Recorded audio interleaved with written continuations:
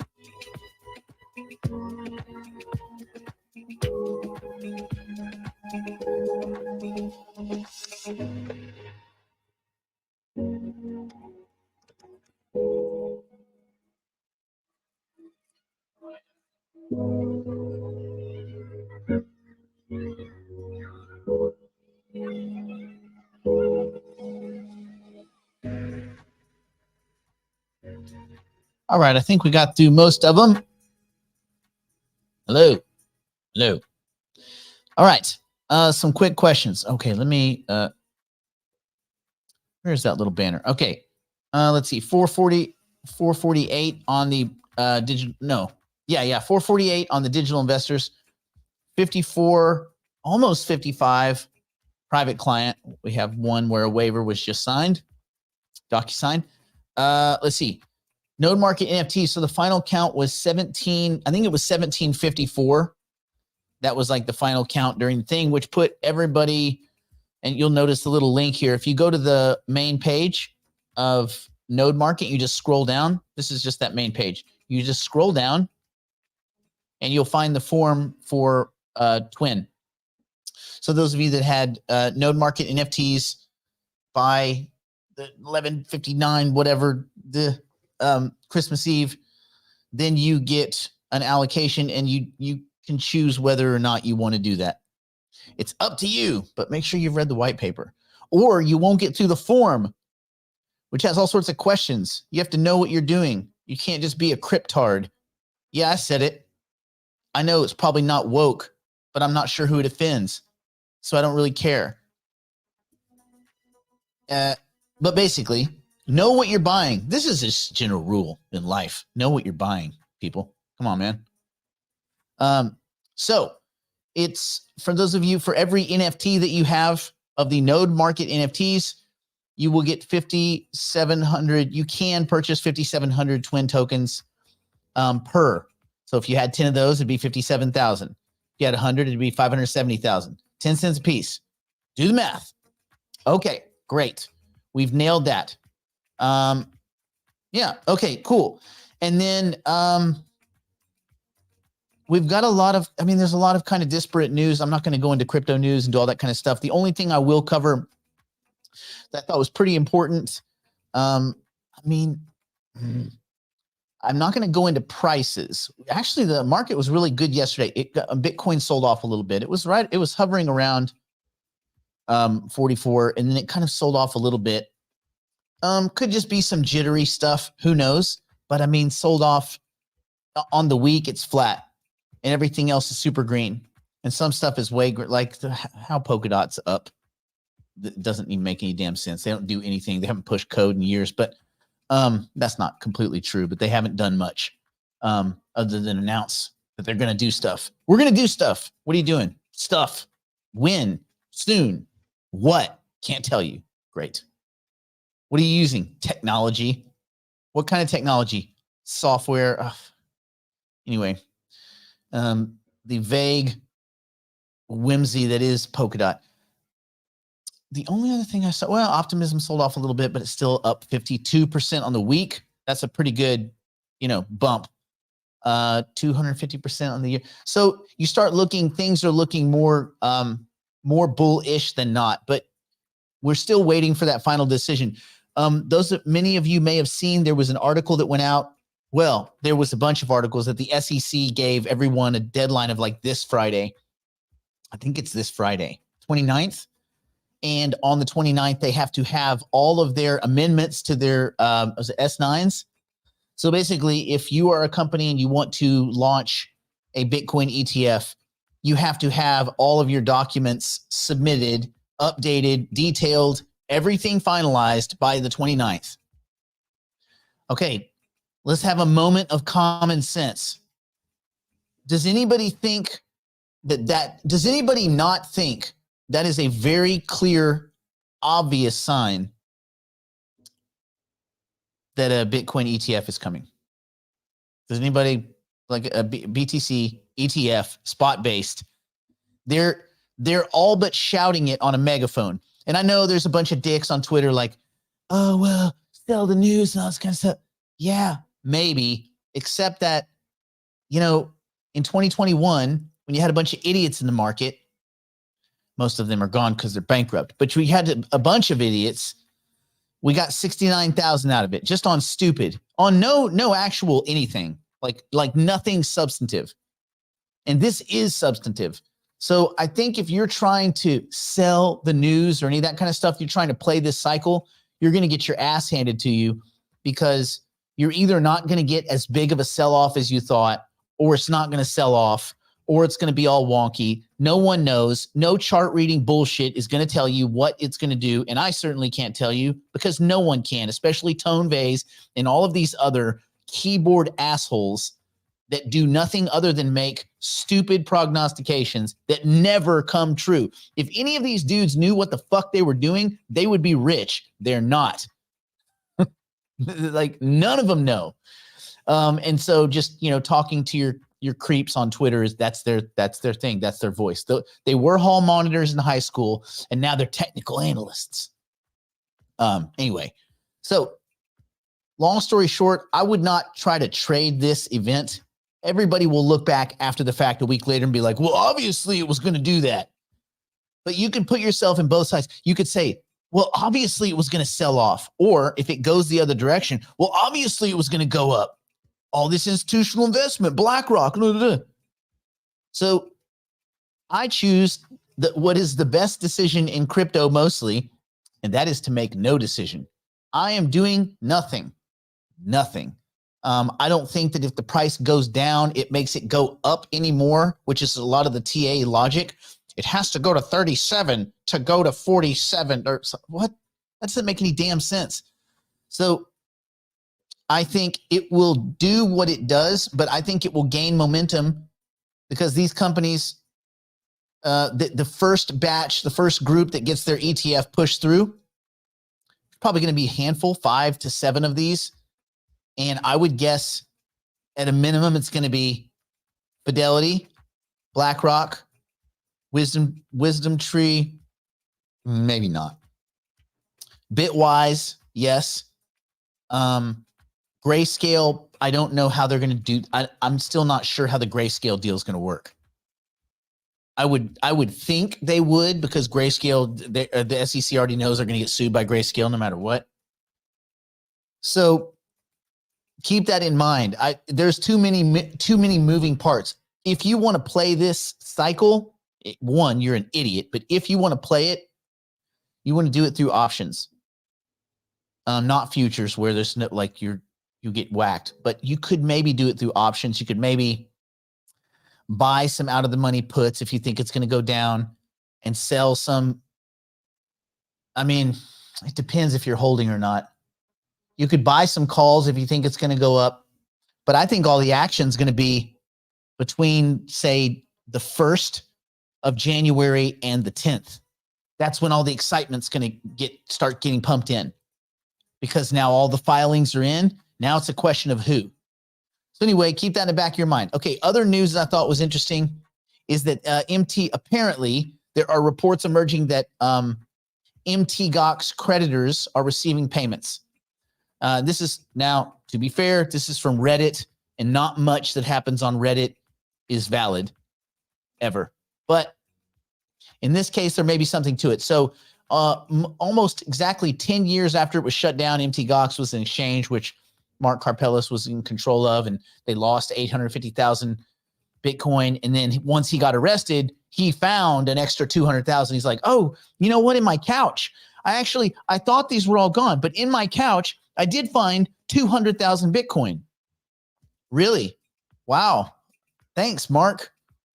I guess we can trust you that the other 650 was really stolen. Those 650 were stolen, but the 200,000 you found, turns out they weren't stolen. They were just in your couch, I guess. That was in your other pockets of your other pants that you wear that had the 200,000 Bitcoin in it. What a piece of shit. Anyway, that's another discussion for another day. But creditors of the now long defunct Bitcoin exchange MTGOX, which, by the way, for any of you that are into trivia, it stood for Magic the Gathering Online Exchange. That's what GOX is, Magic the Gathering Online Exchange. Anyway, who would have thought that wasn't purpose-built to store Bitcoin? Anyway, people have said they have started receiving fiat payments for their Bitcoin, which have been trapped on the exchange since February 2014. Several posts from the Reddit page, MTGOX Insolvency, suggest that MTGOX has been sending Japanese yen-denominated payments via PayPal. A dumpster fire. Some guy said, I just got paid. And he had a screenshot of some kind of payment, and it's mostly in Japanese. And it says MTGOX. So maybe, if it's not complete bullshit, but there was a few people saying it. I just got money, wrote another Reddit. I don't know, man. But maybe another one noted that only part of their 0.125 Bitcoin had been repaid, receiving a total of 30,283 yen, worth $200, and was still missing about $748. Now, remember, they agreed to repayments at a time in the past.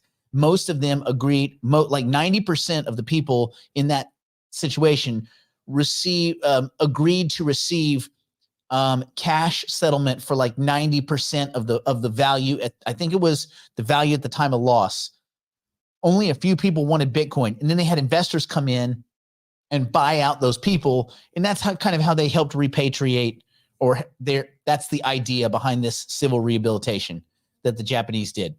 So anyway, repayment to creditors are set to be paid out in several tranches, including the base repayment, the early lump sum repayments, those are the people that opted for a lump sum, and the intermediate repayment, whatever that means. One of the first instances of the MTGOX repayments surfaced on December 21st when somebody named something that I can't pronounce, I think DeFi cryptographer, and then a bunch of Japanese kanji, which I can't read. They said they had received MTGOX claims through a bank transfer, which was credited to their account as yen. So anyway, this is a month after Nobuaki Kobayashi, and he's the trustee that everybody hated because every time he transferred Bitcoin, they were going to sell it. And a couple times he kind of wrecked the market. Anyway, the estate began sending out emails to the rehabilitation creditors regarding the commencement of repayments on November 21st. The Kobayashi email said that the trustee planned to start the first repayments in 2023, adding that he expects to continue repayments into 2024. They did not provide specific timing. Most likely, this kind of news squirming around is what spooked Bitcoin, although the amount of Bitcoin being sold versus the amount of Bitcoin being purchased by these big facilities, it's not that much. I don't think it's as big of a deal as this would have been a year ago. But anyway, Kobayashi did not provide, that's a lawyer, did not provide the specific timing of repayments to individual creditors. Boy, I bet that guy's gotten death threats and some more shit because he's sitting on so much Bitcoin that he has to let go. Although the other thing that's kind of silly is you think almost all of this would have been done OTC. There's not that much Bitcoin left that they have, actual Bitcoin, that hasn't already been purchased by a bunch of headhunting early investors that went out there and negotiated with these guys over the last decade.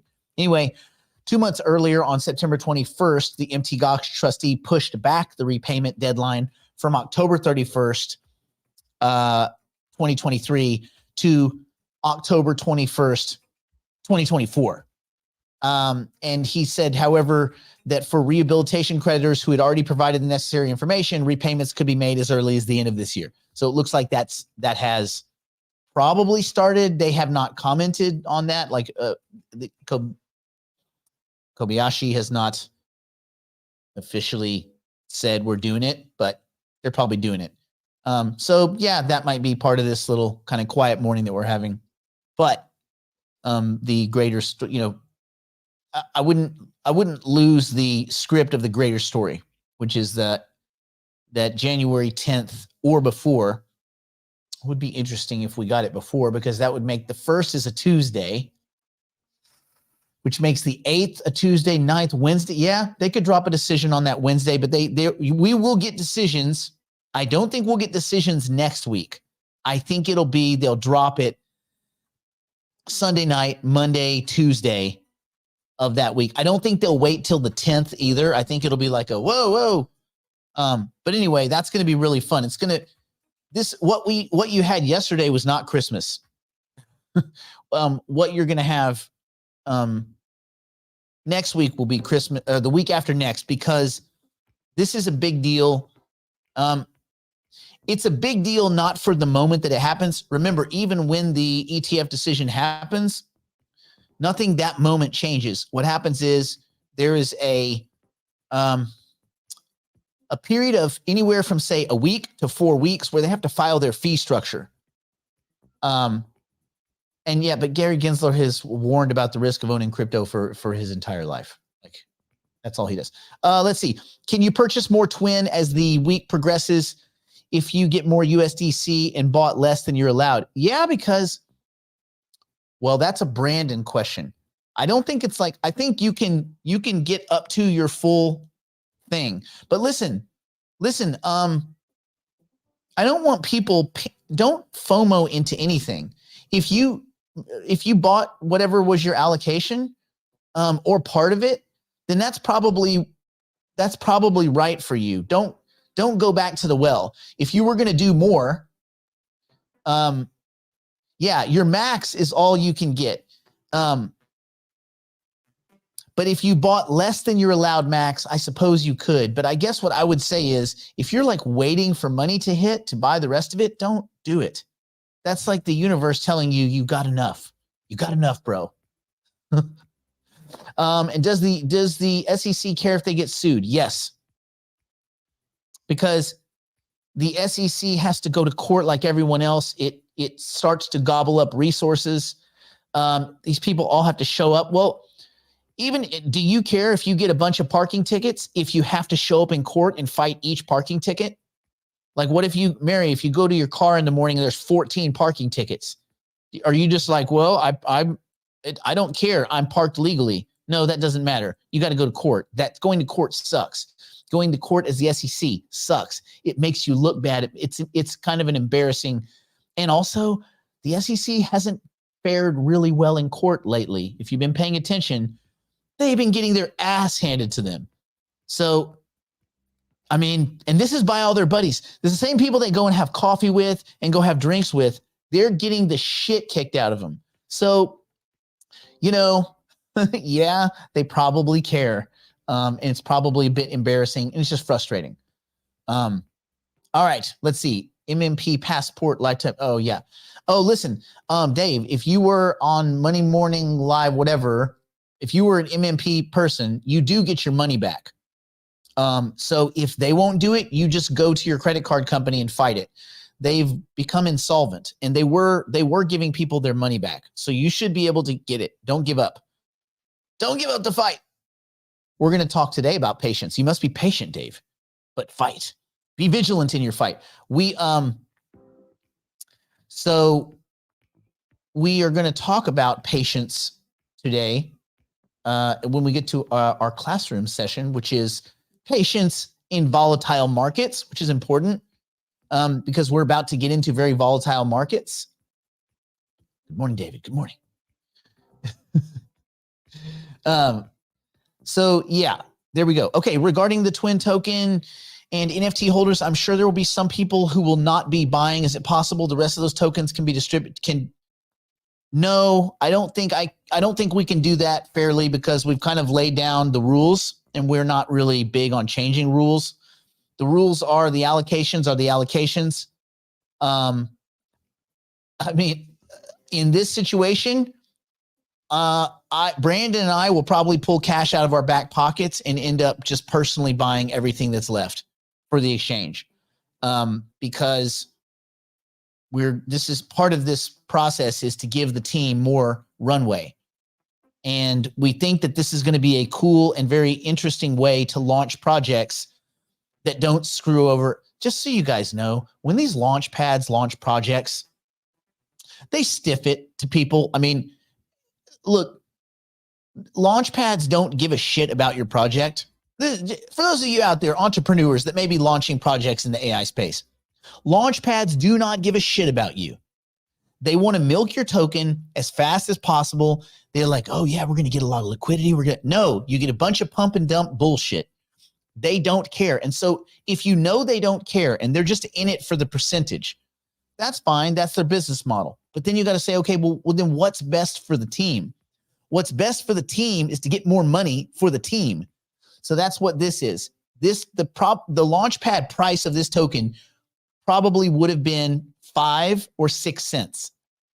However, now that we're doing this at 10 cents, and you probably see a secondary market of around 20 cents or 30 cents, who knows?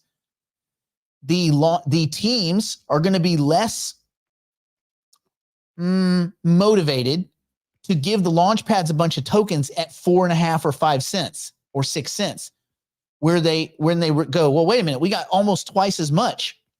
Because remember, they got to pay the launch pads a percentage. If they give the tokens to the launch pads and they have a launch pad price of 5 cents, the launch pad's taking a chunk of that, and they're probably only they're getting 4.25 cents per.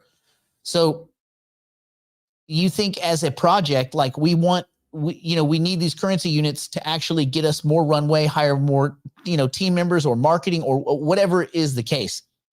So now they're going to have to look at this and they're going to see the secondary market price, and they're going to have to make a reevaluation, both the teams and the launch pads, of what they're going to launch at. And if the teams say, hey, we're going out at 10 cents or whatever, there's not much the launch pads can do. Now they'll argue, no, let's make it cheaper so more people can buy it. But that's a bullshit argument. If you have $10, you still have $10. If they make the token half the price, you still have $10. So it's like, it's kind of silly. Those arguments are always one-sided and flawed. So just kind of the reason that we're doing this is because we think that a small allocation to a group of knowledgeable individuals will give us a better reference rate, a reference price for what the market should be. This helps the teams go to those launch pads and say, we actually think we want this, not 4 cents. We think 10 cents is, or whatever. Anyway, so there you go. That's why all that. There's a lot behind it. There's a lot of kind of game theory behind it. And we have, by the way, this whole allocation is 10 million tokens. That's all we've got. It's 1%. There's 1 billion tokens that will eventually be, but that's not going to be for a long time, because the whole point of the Twin token is to just release enough tokens that people can use those tokens in their vault. That you'll create a vault for your Twin, because basically imagine all of the data you're going to upload to that Twin. To keep all of that active and to keep that Twin active, there are costs involved for these teams, like just material costs, data storage costs, dissemination costs, transaction costs. It's got to go, someone's got to pay for it. And so that's what these are. So the Twin tokens not only power your Twin, but they also help you kind of upgrade it and continue to educate it and onboard it and things like that. So that's going to be really cool. I'm looking forward. I am building my Twin right now. As a matter of fact, it's being built. Howard's Twin will probably be the toughest Twin, but it will have no hair. So anybody's twin that has hair automatically beats Howard's twin, but then that twin would probably want to have a fist fight with your twin. Luckily, that's not a thing that can happen yet. Although I'm sure the twin team, if we told them about our idea for twin battle matches, I don't know how we would do that. USDC for the twin wallet from allocation. This is confirmation. Yeah, I'm sure, Marty, you'll probably get, Brandon's going to be handling all of that with his guys. So they'll get back to you with details and all that kind of stuff. Okay. Let's switch gears for a little bit. So let's go into the kind of brain side of things. I'm not going to go behind the wall because there's not anything, we're not talking about currency units specifically. And this isn't like trading type stuff. When we do any trading investment type stuff that's super specific, we put it behind the wall for the our faithful digital investors and digital private clients, because fair is fair, which is why Monday, Wednesdays, and Fridays, we do half the show, or like a third of the show is publicly exposed and the rest of it's behind the wall because we talk about investment stuff.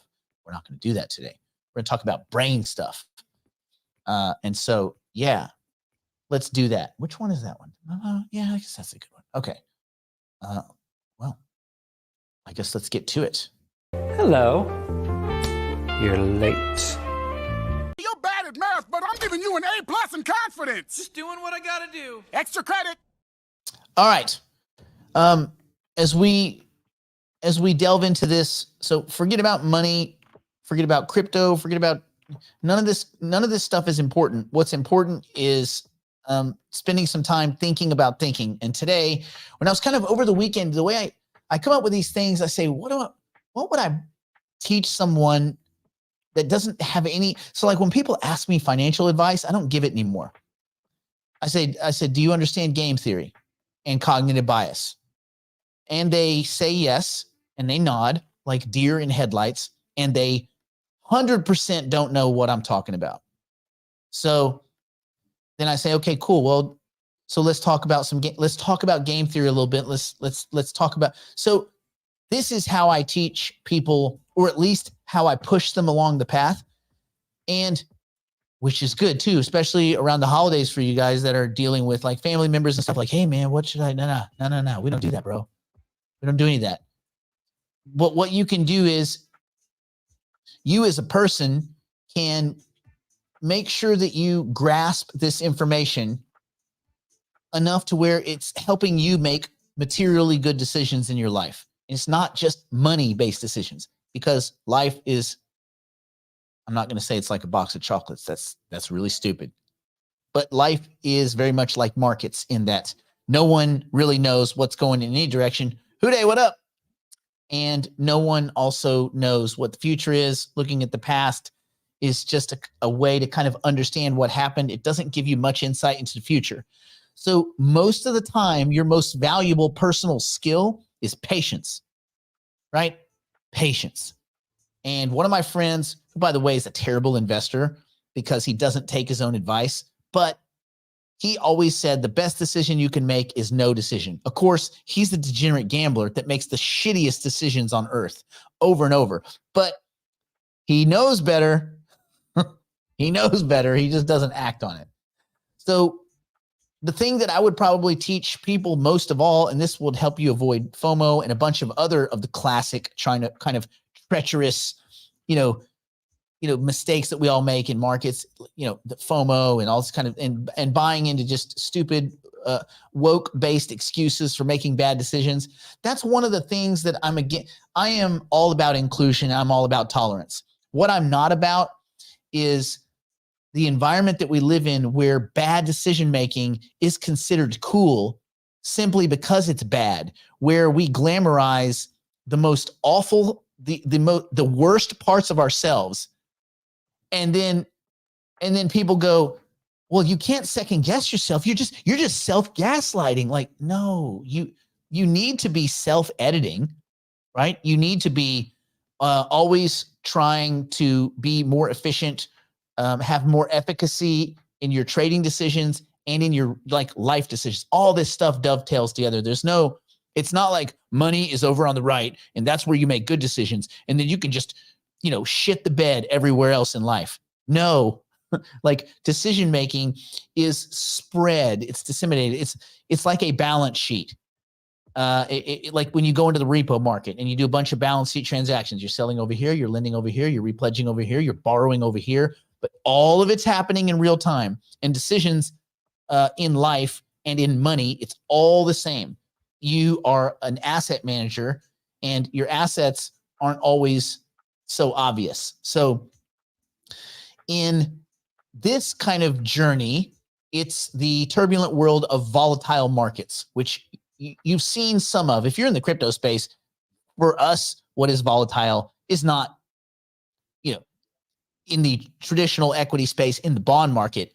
The kind of volatility we see would be the end of the world in those markets.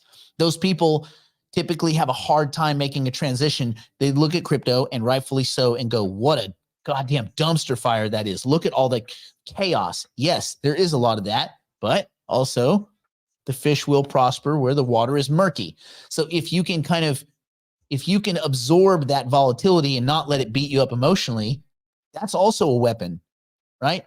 So our focus today is going to be on the merits of patience, which is a skill that's mostly underrated. And it's crucial for success in this kind of frenetic world of trading and investment, but also just in life in general. A little bit of patience, ability to delay gratification or to delay pleasure will help you win. There's lots of little things. I could get into a whole philosophy thing. At some point, I'm going to bring a lot of this back. There's a lot of really cool old school kind of dark philosophy study and a lot of these kind of arguments back and forth with kind of classically with a lot of the philosophers that you'll read bits and pieces about. But there was a lot of thinking about thinking in the past. Game theory wasn't kind of galvanized until more recently, like the last kind of 40, 50 years. But people have been thinking about thinking for a long time. It's formalizing it into a system that you can use to just make better decision-making. And in our case, some practical strategies to cultivate a patience mindset and then tailor it to make better decisions in the face of all of these cognitive biases that we have and a shitload of uncertainty in markets. So first thing is, let's understand volatility and the need for patience. And volatile markets, let's just say that they are characterized by rapid and significant price movements, both up and down. An EKG of a meth addict, right? In such an environment, patience becomes more than just a little bumper sticker or a virtue. It is a strategic necessity. Like if you're a spy, you have to do spy shit. If you're a trader, you have to do patience shit. If you don't have this, you are handicapped. You will just be handicapped. So it's about knowing when to act and when to wait. And again, most times, the best decision is no decision at all. You also make your best decision in the very beginning, meaning you've had a bunch of time to do the research. You've had a bunch of time to look at the projects, to score them. Use your 5 T's. You look at the team, the timing, the tokenomics. You look at the technology involved. You ask yourself, why does this token exist? You then ask yourself, is this a project that can achieve use, utility, and wide scale adoption? Is there any meat left on the bone of this thing? Is there a 2 or a 6 or a 10x in it? And you winnow down the assets that you want. When you've done all that research, that is the most informed decision you'll make because you did all that work. Then everything after that is reaction, which is why you want to be an active, not just an investor, but just kind of human rather than a reactive human. Don't wait to get punched in the face before you block, right?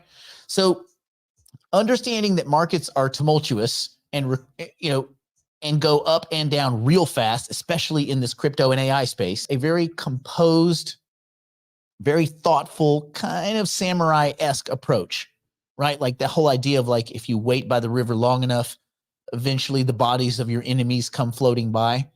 This is like the more veteran game theorist versus like the new, like YOLO, bro. Like, come on, man. So why is it so challenging to take a patient's mindset? Well, it's because our natural instinct and all of these cognitive biases that are acting against us, it pushes us towards immediate reactions, which immediate anything is mostly detrimental, right?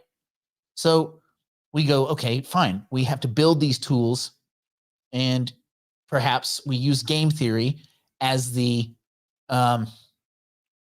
as our foundation for improving strategic patience, right? So let's think strategic patience in competitive markets. Obviously, it's good in line at the movie theater, but also good in competitive markets.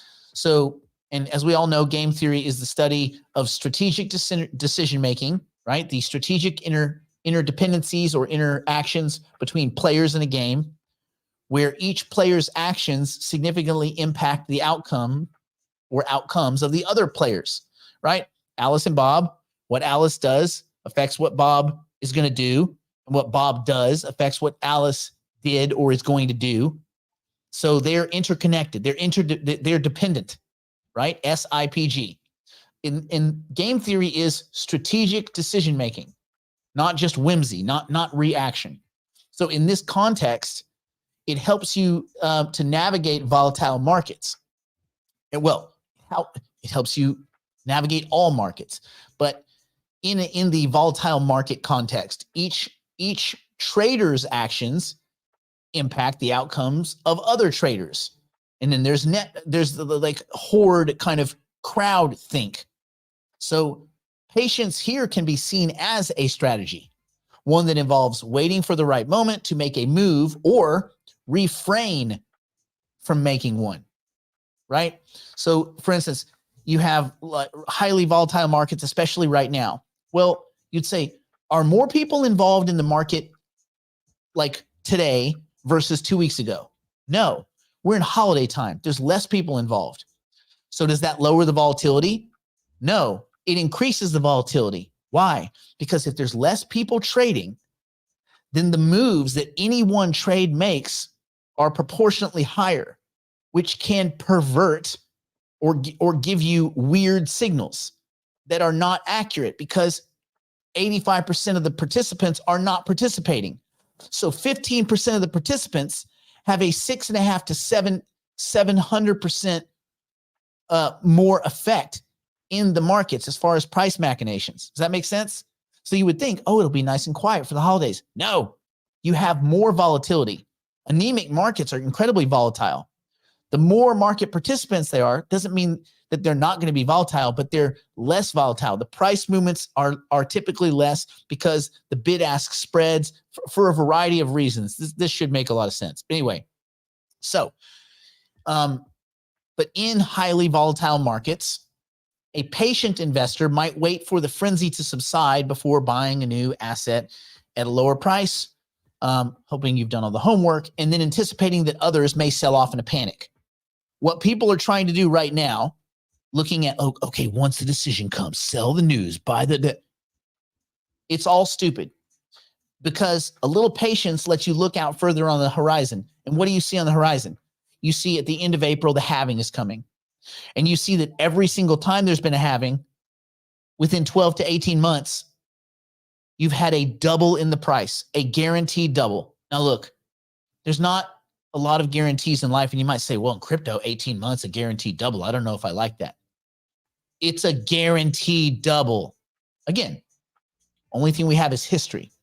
But when you know this has happened, every single time something has happened, it at least merits the discussion with yourself to have a little patience. The near-term vacillations don't matter, right? If you try to sell here and buy here, you end up getting left on the sidelines because some asshole on Twitter told you to. Don't get your marching orders off Twitter. You probably shouldn't get your marching orders off YouTube either, as long as we're on that line. But the general rule is in highly volatile markets, especially anemic markets like now, patience is rewarded. So just, again, sit back and relax and understand that the things that make you kind of FOMO, those are from the cognitive bias side. So you have the way we think is game theory, right? It's the strategic decision making, a set of kind of rules that you can use and employ. And then you have cognitive biases that work against you. And our minds are wired with cognitive biases that continually hinder not only good or strategic decision making, rational thought, but it hinders patience. The fear of missing out, FOMO, man, leads us to make hasty, stupid decisions during sudden market upswings. Also, a lot of people, I've been getting a lot of weird emails, but like people like, yeah, what about this and this one and this one and this one? They're going up. Yeah, but you can't own them all. It's not Pokemon. Pokemons? I don't know what the plural of Pokemon is. Mini Pokemons? That seems a little intolerant. Anyway, you can't own all these things. And if you owned all these things, any of those bumps wouldn't mean anything. So FOMO can lead us to make very hasty decisions during market upswings and downswings. You can FOMO your way out too. You can panic, rage quit and all this kind of stuff. Oh my God, I'm losing everything. I'm out. So what do typically rookies and dummies, let's be honest, they mostly buy tops because they're hearing it from everyone else. They're getting all this social feedback, and they sell bottoms. I'm out. I'm out. What do you mean you're out? You just wrote it down 30%. Now you're out? Like, oh my God. Well, I've been in it 2 weeks and I'm not rich yet. I don't own a mansion. It's been 2 weeks. I'm like, oh yeah, got it. So you have obviously loss aversion, and that might cause us to sell off assets too quickly during downturns. And, you guys remember loss aversion, right? Like the pain of a loss is disproportionate to the kind of the thrill of a victory, or the pleasure of a victory if you scored it in points. Like winning is a +1, but losing is a -3 of like happiness points. So this loss aversion causes us to do things in the negative that are panicky and ragey. And almost always you look back and go, oh God, what did I do? I promise you, everybody here has a story about something they shouldn't have done when things were looking negative, and it can be traced back to loss aversion. That's one of the cognitive biases. But the key to overcoming these biases is in just simple self-awareness. I mean, to an extent, strategy, but self-awareness is a great strategy. So by understanding how these biases affect our decision-making, loss aversion, hindsight bias, we talked about that earlier, on January 11th, everyone's going to be going like, oh, I knew it. It was so obvious. No, it wasn't so obvious because you didn't do it. Like none of this stuff is obvious, right? We can make a bunch of assumptions. We can have a good foundation of critical thinking. None of this is obvious. It was obvious. One dude would have all the money. Some dude would have nothing. And yeah, so like Howard, that's right. Like slow down. It's a lot easier to drive a race. You can drive on a racetrack perfect if you're going like 20 miles an hour. If you push it to 180, things get a little bit less easy, right? So again, cultivate that kind of patience mindset, and be aware of your weaknesses. Be aware of these cognitive biases that continually affect you. And then you can counteract them as you're slow down on the racetrack so that you can drive the perfect line. And then you can slowly speed up with a perfect line rather than all erratic and all over the place. So cultivating this patience mindset, it can be tricky because all of your instincts are urging you to act impulsively. So you have to be like the samurai at the river waiting for the bodies of your enemies to come floating by. The art of war, by the way. So develop patience. And I know it's easy. Oh, just be patient. Yeah. But yeah, that's right, Dwayne. So like dollar cost averaging, there are all sorts of tools that you can use. You can create a kind of rigid rules-based system like dollar cost averaging, right? I want to buy this, but instead of buying all this right now, you spread your purchases out over a certain amount of time, every 5 days, 7 days, 12 days, whatever, some weird number, and you stay consistent with that kind of buying system. You also stay consistent with exiting. You buy and exit on a consistent basis. So we develop patience over time, but how do you develop it in a fast-paced environment where things are going up really fast, going down really fast, and everybody's panicking? First, set clear, realistic goals. Realistic. I had some clients a while back. I was like, okay, what is your realistic 3-year goal? The guy's like, I just want to do a 10 to 20x. I'm like, stop. Listen to what you're saying. I just want to do 1,000 to 3,000% return. Okay. So let's table that shit real quick. And let's go back to where we said realistic goals. And I think that's important. And even big goals can be broken down into smaller, bite-sized, realistic goals. Like, how do you eat an elephant? One, you shouldn't. That's a dick move. Elephants are awesome. But if you had to, one bite at a time, right? So be clear in your goal setting, set realistic goals, plan, your investments or trades. Again, an investment is something we would consider as something you're going to hold for a year or longer. A trade would be a year or less, right? Like 364 days or less. Sometimes an investment, we should go into it with an investment mindset. But then the information changes. I was an investor in Polkadot, but then I had to change my investment to a trade because the team is a dumpster fire.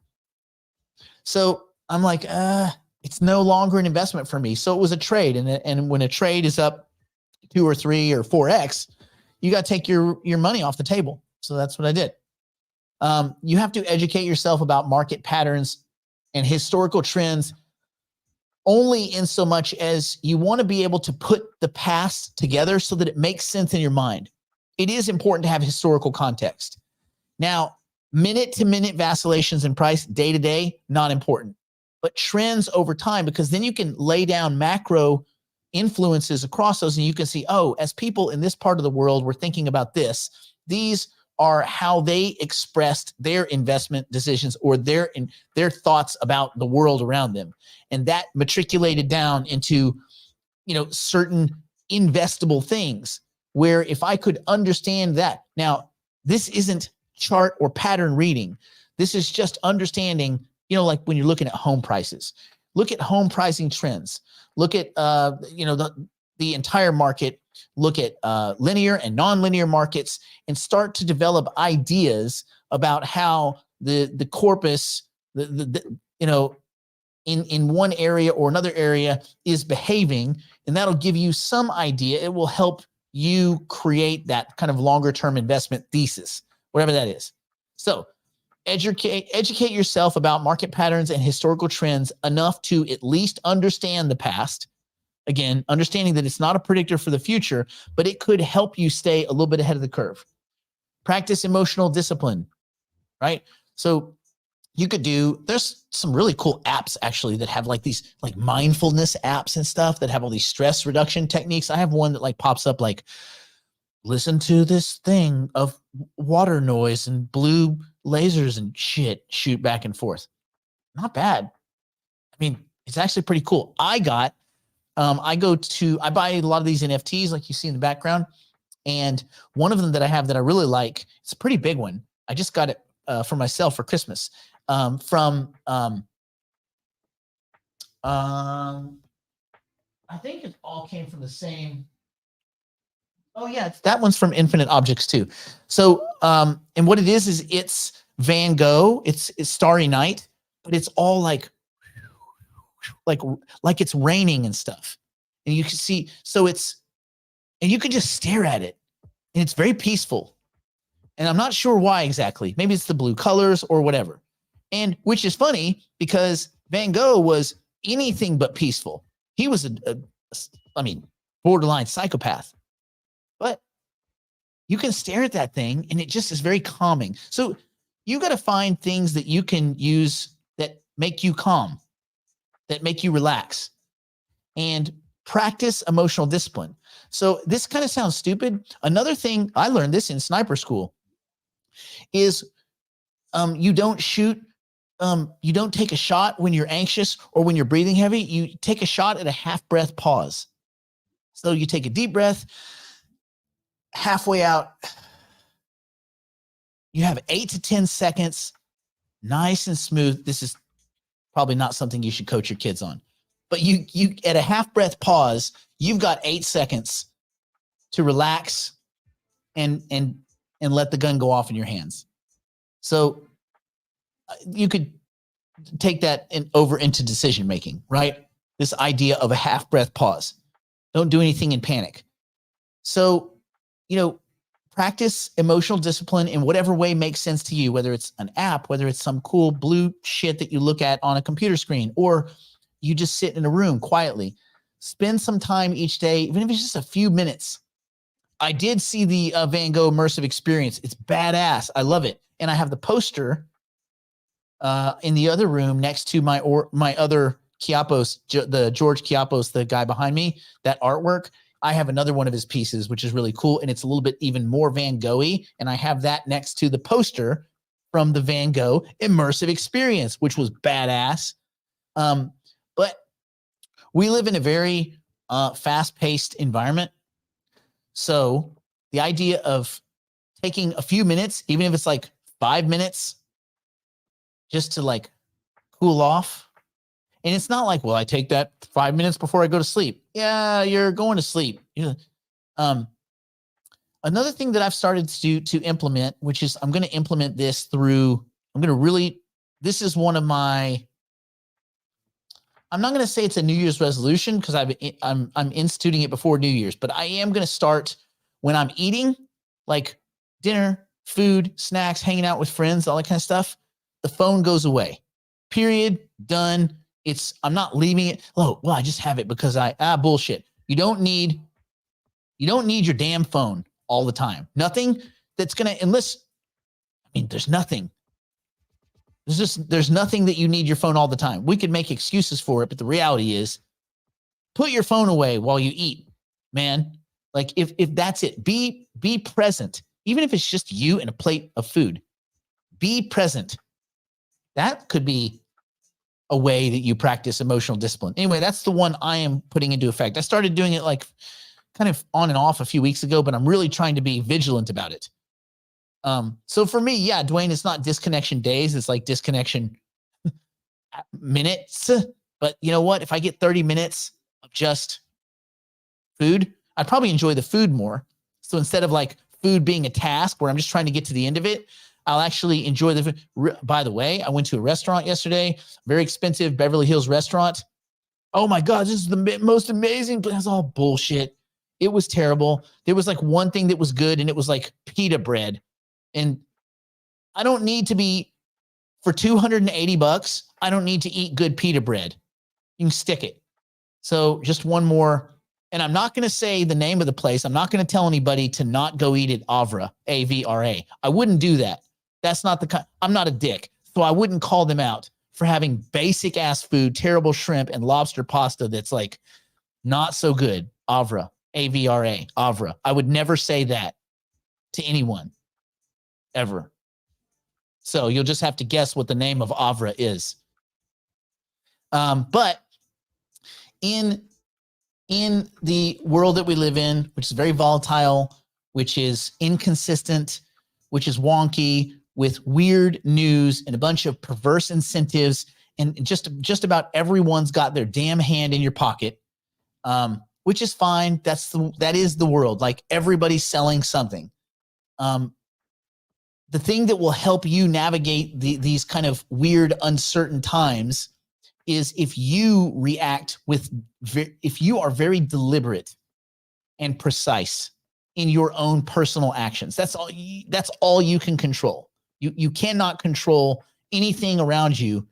You can influence a little bit, but the one thing you can control is you can be deliberate, and you can control your own personal strategy, your own behavior.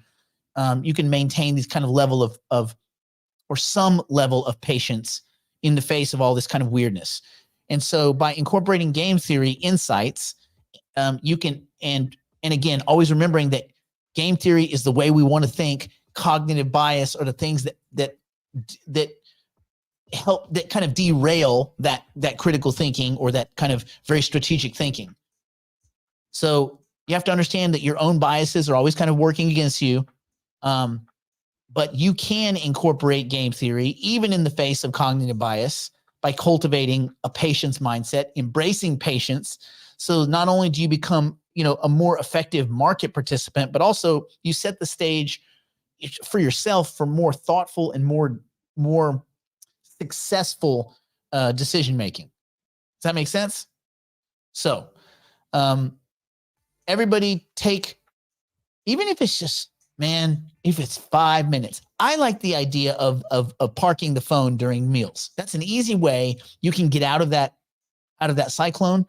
The other thing, this isn't directly part of this, but it's something that I want to just real quick address. If you have a bad day at work, don't come tell everyone about it. You're just multiplying the bad days. I got a buddy. He goes to work. He has a shitty day. So what does he do? He comes back and he tells all of us about it. So let's say there's 3 of us sitting there. You had a bad day. Okay, that's one bad day. You come and tell the 3 of us.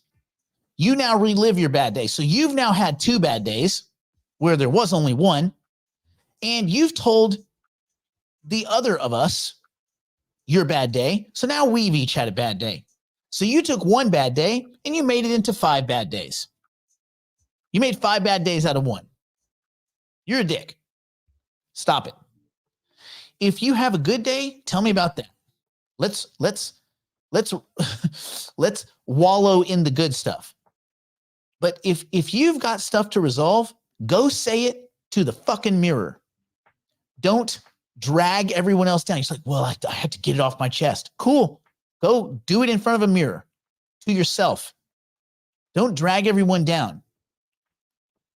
If you have a situation that strategically you want to work yourself out of, then explain the strategic situation that you need help to work yourself out of. I don't need all the other stuff. Oh, God, just my manager, my this. I don't give a shit. Because if I was having a good day, you just subtracted that. You just took the good day and nuked it. So, if you have a good day, share it. And be careful how you share it. Don't asshole people. You just won the lottery. Ain't no one want to hear that. I think where we're getting is you can share most of the goods and the bads with yourself, right? You don't need a sounding board. If you want to celebrate, again, celebrate quietly. If you want to wallow in self-pity, be quiet about that too. Most everything you can deal with on your own.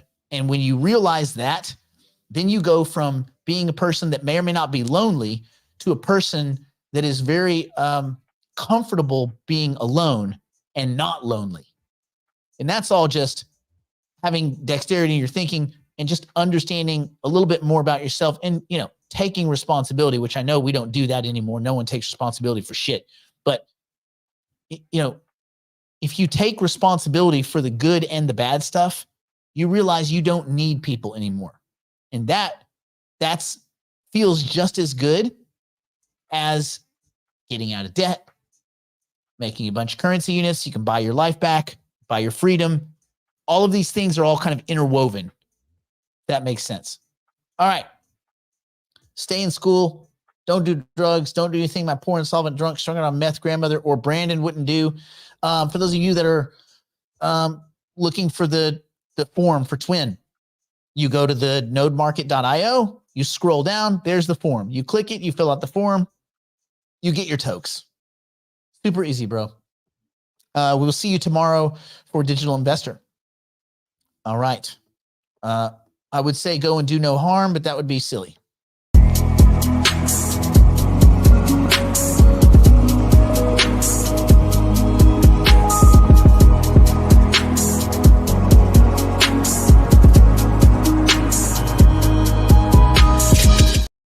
If you're an accredited investor and you want in on angel, seed round or early round equity and token opportunities in the artificial intelligence and cryptocurrency space, schedule an interview at nickblacknext.com.